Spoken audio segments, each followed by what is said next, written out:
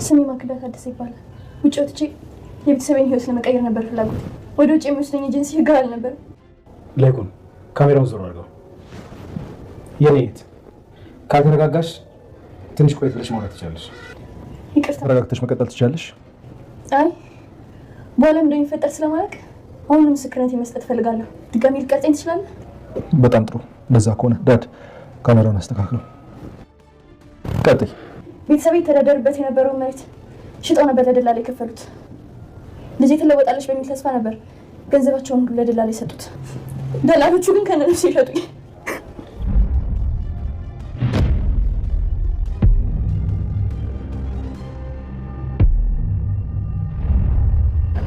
ተኪላ ልቀዳልኝ ትችላለህ?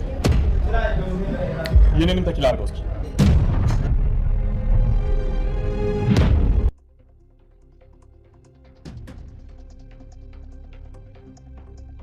ልጅቷ ምንም ነገር እንዳታደርጋት። ቆይ አልገባኝም። እናንተ ነው ማለት ፖሊሶች ናችሁ? አይደለንም፣ ኖርማል ሰዎች ነን። መሳሪያ ማስቀመጥ ያልኩህ አለበለዚያ ፈጣሪ ምስክሬን አድርጋታለሁ። ይቺ ልጅ ምን ናት? ቤተሰቤ ናት። እኔ ደግሞ ለቤተሰቦቼ ሟች ነኝ። ማን እንደሆነ አላውቅም አይደለ? ትሰማኛለህ? አንተ ማንም ልትሆን ትችላለህ፣ ግን ደግሞ በኩራትና በድፍረት የምነግርህ ነገር ከቤተሰቦቼ በፍጹም አትወጣም። እንደማልወጣ አሳያለሁ። እኔ ባልደርስ ይገልሽ ነበር። ናኦሚ ያዘናጋበት መንገድ በጣም አሪፍ ነው።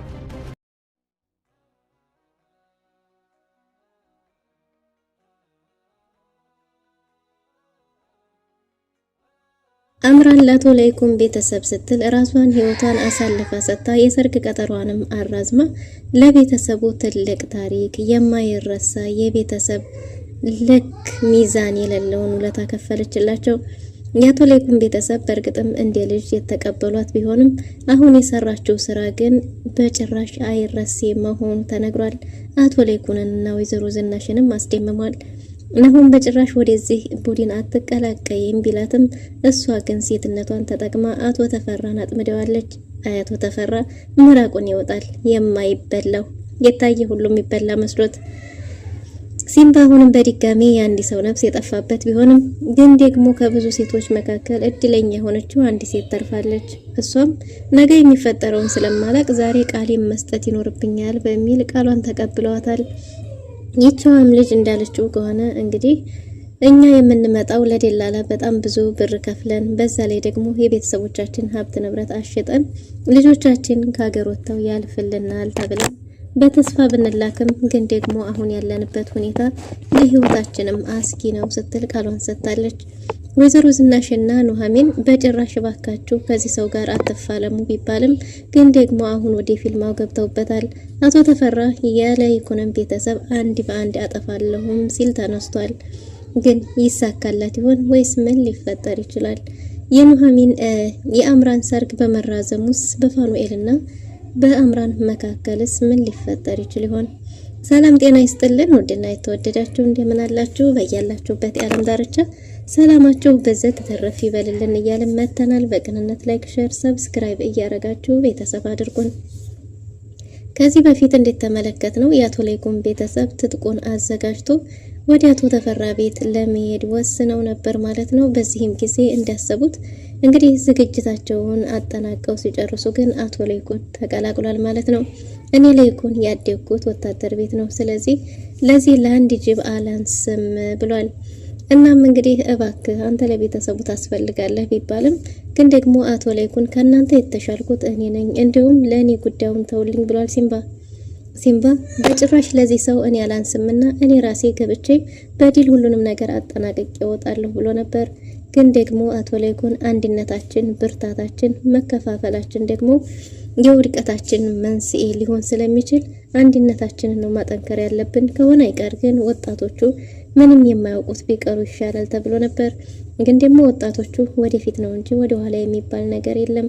ይህን ሰው ከምድረገጽ አጥፍተን ወገኖቻችንን ነፃ ማውጣት፣ እንዲህ እናቶችን እንባ መቀነስ፣ የህፃናትን ተስፋ መቀጠል ይኖርብናል። ለዚህም ሲባል ደግሞ ከዚህ ሰውዬ ጋር ግዴታ መጋፈጥ አለብን ብለው ቆርጠው ወስነው ተነስተዋል ማለት ነው። እናም እንግዲህ በውሳኔያቸውና በእቅዳቸው መሰረት ሰተት ብለው የአቶ ተፈራ ቤት ሄደዋል። የአቶ ተፈራ ቤት መግባት እንደተባለው ቀላል አይደለም። በዛ ላይ ካሜራዎችም ዲብ ካሜራዎችም ነበሩ።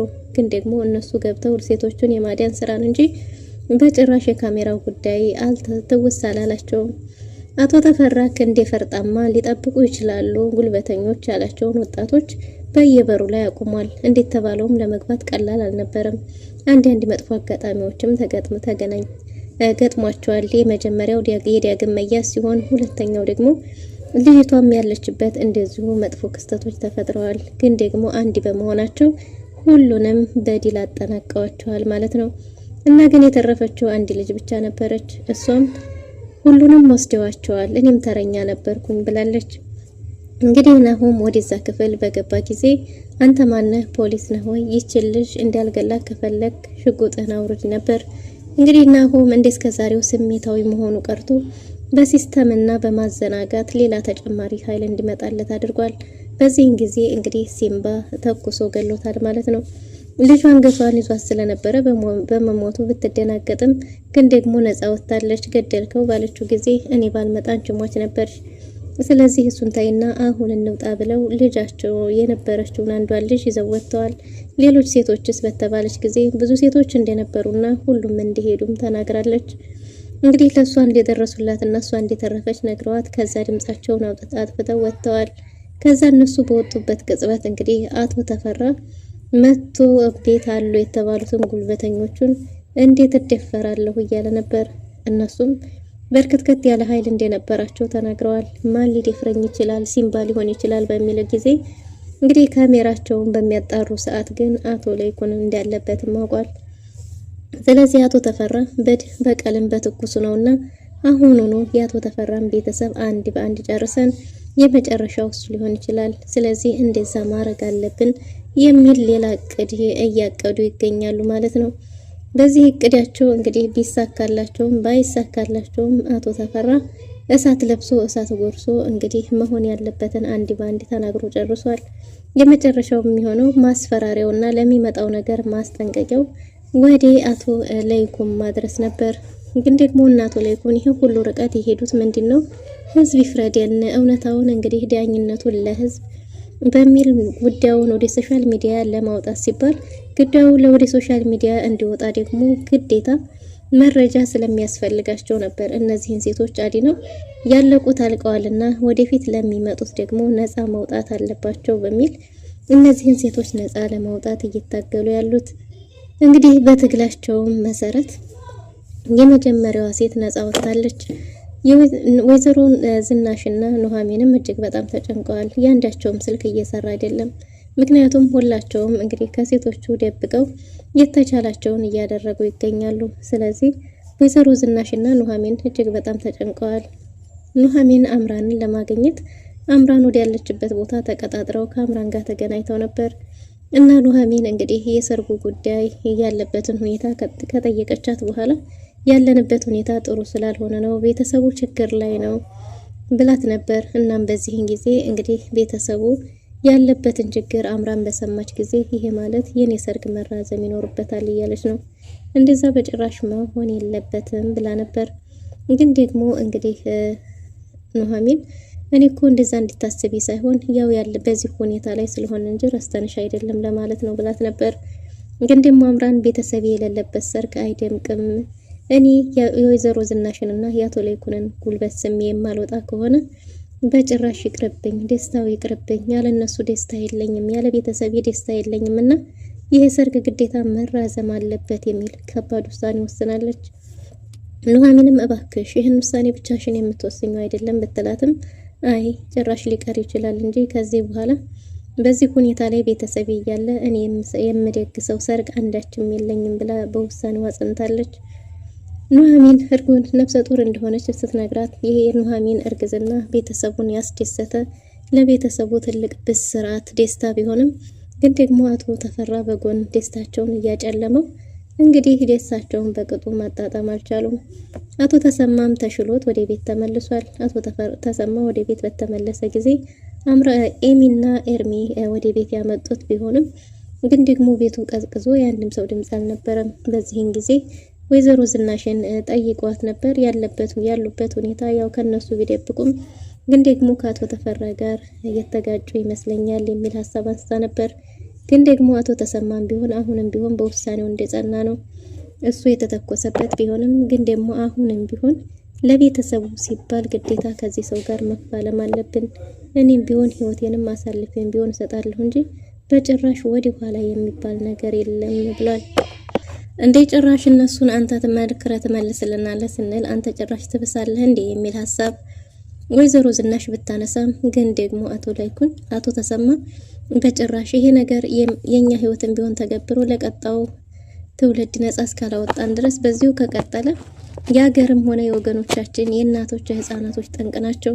ስለዚህ ይህን ሰው ግዴታ መፋለም ይኖርብናል። መቼም ከላይ ከታች እስከ ላይ ሁሉም ቦታ የሱ ሊሆኑ አይችሉም። በእርግጥ እጁ ረጅም ነው፣ ሁሉም ቦታ ይኖራሉ። ግን ደግሞ አንድም እንኳን ቢሆን ለሀቅ የሚኖር ስለማይጠፋ ያን እስካገኘን ድረስ መታገላችንን እንቀጥላለን ብለዋል። ወይዘሮ ዝናሽ እኔ ፍራቴን ስጋቴን ሳማክረ አንተ ጭራሽ ታባብሳለህ ብለው ነበር። ግን ደግሞ አቶ ተሰማ በዚህን ሰዓት ጉልበት የሚሆን የሚያበረታ እንጂ የሚያዳክም ሰው እንደማያስፈልግ ተናግሯል። አቶ ላይኩን የልጁን እርግዝና ብስራቱን ቢሰማም ግን ደግሞ ከአቶ ተፈራ ፊልማ እንደማይበልጥ መጀመሪያ እሱን ግብ ካስገቡ በኋላ ደስታቸውን ማጣጣም እንደሚችሉ ተናግረዋል። ኑሐሚንም ስጋቷ አባት የሌለው ልጅ ላለማሳደግ እንግዲህ በተቻላት አቅም ለማሸምገል ብትሞክርም አምራንም ብትሆን በሰማችው ነገር ይሄ ነገር መጨረሻ እልባት መኖር አለበት እንጂማ የሴት ወገኖቻችን አካል እየተሸጠ እሱ ከብሮ አይኖርም፣ በሰው ደም እሱ አይከብርምና ይሄንን ቡድን መቀላቀል አለብኝ ብላለች። አምራንን እኔ እኮ የሆነ መፍትሄ ታመጫለሽ ብዬ ሳማክርሽ ጭራሽ አንቺ ይባስ ብለሽ ብላት ነበር። እንግዲህ የኑሐሚን አይን እንዲገለጽም አድርጋለች ማለት ነው አምራን። ምክንያቱም እኛ በነዛ ህፃናቶች በነዛ ሴቶች ቦታ እኛ ብንሆንስ ብለሽ አስበሽ ታውቂያለሽ ወይ? ስለዚህ ነገር እኮ ይመለከተናል። ነገ ከነገ ወደኛና ወደ ልጆቻችን እንደማይመጣ ምን ማረጋገጫለን የሚል ውሳኔ ላይ ደርሳለች። አምራን በውሳኔዋ ጸንታለች ማለት ነው። እንግዲህ ከዛም ያደረገችው ምንድነው? ፋኑኤልን አጊታ የተፈጠረውን ነገር አማክረዋለች። ፋኑኤልን ሰርጋችን እንዲራዘም እፈልጋለሁ፣ ከአቅሜ በላይ የሆነ ችግር ገጥሞኛል፣ ስለዚህ ደግሞ ሰርጉ መራዘም አለበት ብለው ነበር። እሱም እንዴት ስትይ ምን ስትይ ይህን ሀሳብ አሰብሽው? በጭራሽ ይሄ የሚታሰብ አይደለም። እናቴ ዝግጅቷን ጨርሳለች፣ እኔም ቢሆን የባንዲ ሁሉን ነገር አዘጋጅቼ ጨርሻለሁ እና እንዴት ምን ማለት ነው? ምን ገጥሞሽ ነው ብሏት ነበር። እሷም የአቶ ላይኩን ቤተሰብ ችግር ላይ እንደሆነ በነገረችው ጊዜ የአቶ ላይኩን ቤተሰብ ችግር ላይ ቢሆን መቼም አንቺም እገባለሁ አትይኝም፣ አንቺም ችግር ላይ ባላት ጊዜ እሷም እንግዲህ የአቶ ላይኩን ቤተሰብ እንደ ቤተሰብ ያን ሁሉ ግፍና በደል አድርሳባቸውም ቢሆን በምላሹ ግን ያ ቤተሰብ እሷን ለወግ ማድረግ ያበቃት ሽምግልናዋን የተቀበለላት ነገም ደግሞ ደግሶ ይድረኛል ብላ ተስፋ የምታረግበት ቤተሰብ እንደሆነ ተናግራለች። እንግዲህ ፋኑኤል በጭራሽ አይሆንም ቢላትም አምራን በውሳኔዋ እንደጸናችና ያለ ቤተሰቧ ደስታ ሰርጓ እንደማይደምቅ የእነሱን ጉልበት ሳስብ መውጣት እንደማትፈልግ እነሱ በዚህ ሁኔታ ሆነው ደግሞ ለእሷ ሰርግ ብለው ተዘናግተው ጥላት እጅ የበለጠ መውደቅ እንደሌለባቸው ከተማው ላይ አለ ከሚባል ማፊያ ጋር እንደገጠሙ ጭምር እንግዲህ ተናግራለች ማለት ነው። እነ ፋኑኤልም እንዴት ከተማው ማፊያ ጋር እነሱ ይገጥማሉ? አሳልፈው ለህግ አይሰጡም ወይ ቢባልም ለየትኛው ህግ ነው የሚሰጠው የሚባለው ነገር አነጋጋሪ ሆኗል ማለት ነው። ግን ደግሞ አምራን እንግዲህ በውሳኔዋ ስለጸናች ፋኑኤል በቃ አንቺ ከገባሽበትማ እኔስ እንደገባው ቁጠሪው እባክሽ አንቺ አትግቢ ብሏት ነበር። እሷ ግን የዚህ ቡድን አንዱ አካል እንደምትሆን ተናግራለች ማለት ነው። እንግዲህ አቶ ፋኑኤል እንዴት ብሎ ለእናቱ ማስረዳት እንዳለበት ግራ ተጋብቷል። ቢሆንም ግን አምራን በውሳኔዋ ስለጸናች ምንም ነገር ሊያደርግ አይችልም። የእሷን ውሳኔ አምኖ ከመቀበል ውጪ አምራን ኑሐሚንም ቀጥራው ባገኘችው ጊዜ ናሆምን መቼም እህቴ ነሽ እንደ እህቴ ነው ማይሽ ብለኸኛል፣ እንደዛ ከሆነ ሚስጥሩን ንገረኝ ብለው ነበር። እሱም ምንም የተደበቀ ሚስጥር እንደሌለ በነገራት ጊዜ እንዴ ከአቶ ተፈራ ጋር እንደገጠማችሁ የማላቅ ነው እንዴ የሚመስላችሁ ብላ ነበር። እሱም ቢሆን ሲምባን ነፃ ለማውጣት እንጂ እነሱ ምንም የጀመሩት ነገር እንደሌለ ቢነግራትም ግን ደግሞ አምራን ሁሉንም ነገር እንደምታቀና ቤት ውስጥ ካሜራ እስከ መደበቅ ደረጃ እንደደረሱ አንዳንድ ነገሮችን ስትነግረው ይሄንንም ኑሐሚን ናት የነገረች ብሎ ነበር። እሷም ከዚህ በኋላ እሷም የትግሉ አንድ አካል እንደምትሆን በነገረችው ጊዜ በጭራሽ ይሄ ሊሆን አይችልም፣ አንቺ እኮ ሙሽራ ነሽ ብሏት ነበር። እሷም ያለ ቤተሰቧ ሰርግም ሆነ ደስታ እንደሌላት ተናግራ ከዚህ በኋላ ግን እሱ አቆሚ ቢላት እንኳን ሊያስቆማት እንደማይችል አንዷ የትግሉ አባል መሆኗን ተናግራለች።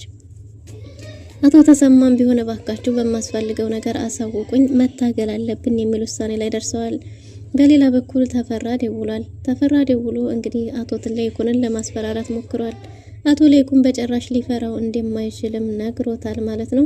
ግን ደግሞ መጀመሪያ ከሴት ልጁ ጀምሮ ቤተሰቡን አንድ በአንድ ሊያሳጣው እንደሚችል ቢነግረውም እሱን እንግዲህ አቅም ካለህ ሞክር እያለው ነው። ለየትኛው ህግ አሳልፈህ ትሰጠኛለህ? ከታች እስከ ላይ የኔ የራሴ ሰው ነው ብሎ እንግዲህ በዲፍረት ተፈራ ተናግሯል ማለት ነው። እና ወይዘሮ ዝናሽ እጅግ በጣም ተጨናንቀዋል። ወይዘሮ ዝናሽ ሁሉንም ነገር አውቃለሁ በግልጽ ነገሩ ይብላ ነበር። እነሱም ቢሮ እንደሆኑና ዲያጊና ሲምባም ከአባቱ ጋር መዝናኛ እንደነበረ ሁለቱ ደግሞ እንግዲህ ቢሮ ስራ ላይ እንደነበሩ ተናግረዋል። ግን ደግሞ እነሱ የነበሩት አቶ ተፈራ ቤት ውስጥ ነበር። ወይዘሮ ዝናሽ ግን ሁሉንም ነገር የተጠራጠረችና ያወቀች ትመስላለች። ያው እነሱ ሴቶቹ ሰላማቸው እንዳይናወጥ እንዳይጨናነቁ በሚል እንጂ ሚስጥሩን ደብቀው የትም ሊያደርሱት አይችሉም። ምክንያቱም እነሱ እንኳን ደብቀው ቢሉ ቤታቸው ድረስ ሰተት ብሎ ጉዳዩ መምጣት አይቀርም። አቶ ተፈራ የአቶ ለይኩንን ቤተሰብ ለማጥፋት ቆርጦ ተነስቷል። ግን ደግሞ አቶ ለይኩን በጭራሽ አልተደናገጠለትም። ይሄ ደግሞ አቶ ተፈራን አናዶታል። ማንም ሰው ደፍሮኝ የማያውቀውን እንዴት ሊደፍር ይቻለ የሚለው ነገር ጥያቄ ፈጥሮበታል ማለት ነው። በሌላ በኩል እንግዲህ ልጅቷ ከዛ የወጣችዋ ልጅ ቃሏን ሰጥታለች። እንባ እየተናነቃት ለመናገር መረጋጋት ቢያቅታትም ግን ደግሞ ነገ የሚፈጠረው ነገር አይታወቅምና አሁኑኑ ቃሌን መስጠት አለብኝ ብላ ቃሏን ሰጥታለች። ጓደኞቿን ከንሳ ከወጡ በኋላ አንቺም ተራሽ እንዲህ ነው የምትሆኚው የሚለው የሚያሳዩ ቪዲዮ ሰላም እንደነሳትና መረጋጋት እንዲያሳጣት ቤተሰቦቻቸውን ችግር ላይ እየጣሉ ተሰደው ለቤተሰባቸው ለማደጎም ቢወጡም ግን ደግሞ የጅብ ራት እየሆኑ እንደሆነ ተናግራለች። ቃሏን ሰጥታለች። በሶሻል ሚዲያም እንደተለቀቀ ለአቶ ተፈራ ደርሶታል። አቶ ተፈራ እንግዲህ መደበቂያውን ብርጭቆ አድርጎ ነበር። አምራን ደግሞ እዛ ከች ብላ ሄዳለታለች። አምራንን እያየ እንግዲህ መቀመጥ ወስዋስ ሆኖበታል። አምራን ያዘዘችውን መጠጥ እሱም በፉክክር አዟል። አቶ ተፈራ አይኑ እየተስለመለመ ይገኛል። አምራን ምን ልታረግ አስባ ይሆን? ራሷን አደጋ ላይ ህይወቷን አሳልፋ እዛ ዋጋ ድረስ ለመክፈል የደረሰችው ለአቶ ለይኩን ቤተሰብ እንግዲህ እስከ ዛሬ ከበደለቻቸው በብዙ ጊዜ ክሳቸዋለች። ከዚህ በፊት ከሮማን ጥቃት ጠብቃቸው ነበር። አሁንም ደግሞ ከአቶ ተፈራ ጥቃት ለቤተሰቡን ለመታደግ ቀርማ ተገኝታለች። አምራን በቀጣይ ክፍል ምን ልታረግ ትችላለች የሚለውን ይዘን የምንመጣ ይሆናል። ለዛሬ ነበረን ቆይታ ይመስል ነበር። መልካም ጊዜ